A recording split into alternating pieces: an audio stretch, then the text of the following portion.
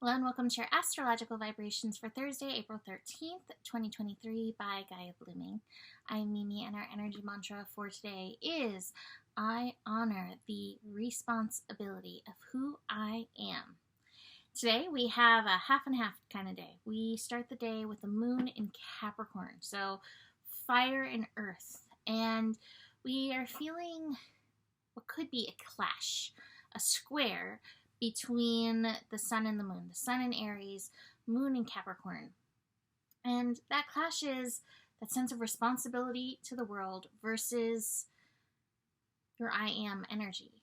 And yet, it can be something where we take that sense of responsibility and turn it into responsibility of our I am, knowing that your highest responsibility is being your truest self and taking action in that way. And yet we may feel the conflict in it. We may feel the challenge in it. The moon is also squaring Jupiter, which just lit up with the sun in that conjunction on Wednesday. And so this energy can feel like, I want to give up. I want to hide in a hole. I don't know how to do this. This is too hard. Why is it so hard being on this planet? All of those feelings could come up. The good news is that it's happening earlier in the day, mostly while many of us are still sleeping. Will that energy be going on?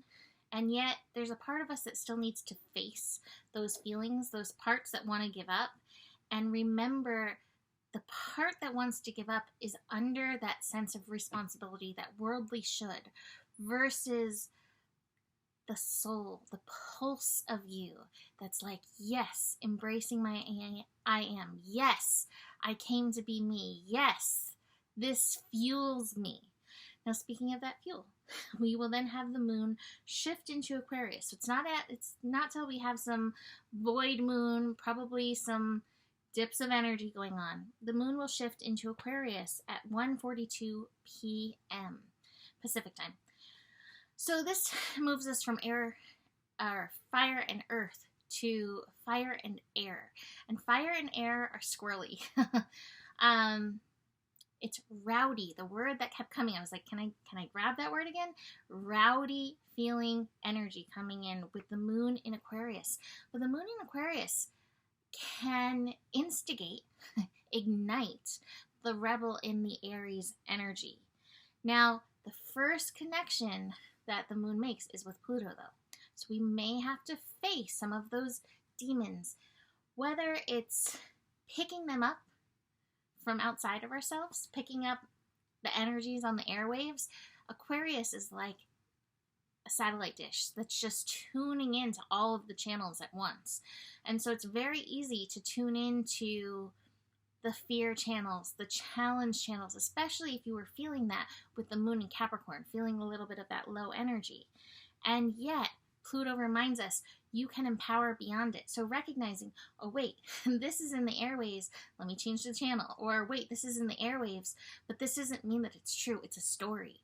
There's this story on the airwaves, and I don't have to let this story take my power. Will support you. And I love that because the next connection the moon makes is with Venus in Gemini. And Venus in Gemini is like, you can find a friend anywhere. I posted that on my story, on my Instagram story this afternoon. I went outside and there was a Luna moth on my wall and I was so excited. I swear Arkansas reminds me of Madagascar. I am constantly making not new discoveries, but I have never seen a Luna moth in person. There are friends everywhere. There are supportive stories everywhere in the airwaves. This is like the Aquarius satellite dish is like bigger than any cable package you could ever buy. Like every channel, Cat TV, Luna Moth TV, Friends of the Forest TV, supportive alien TV is all within Aquarius TV. And so the friends are everywhere. And as we have that moon in Aquarius connecting to Venus, we may reach out and find that friendly story that can help reignite the rebellion energy that's needed in you feels very Star Wars at this point. The rebel energy in you that you need to stand up and be your most authentic self. So very interesting energies. Watch those airways, watch the shoulds. Astro-wise, really gotta watch the mind. We've got these two mental cards, the postponement, the burden. The postponement can almost feel like, it's always just out of my reach. It's always just out of my reach. But that's a story. Change that channel. It doesn't have to be. And that feels like these two cards together, both eights. 8, that sense of responsibility. What do you need to let go of? What do you need to have the courage to let go of? And this may be old thought patterns, old stinking thinking that's no longer working for you. The final card is the laziness card, and this feels like that void moon time. Let yourself rest. I think that's part of the rebellion, and it's when I fight within myself. I feel that exhaustion. I'm like, but I have to do all these things.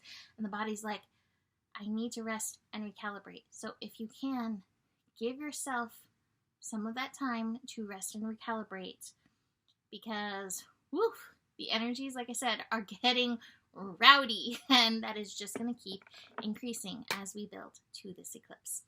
So that is it for today. You can book a reading with me. Email me, mimiclark@gmail.com. Besides that, the better it gets, the better it gets. There's more than enough love in the world for you.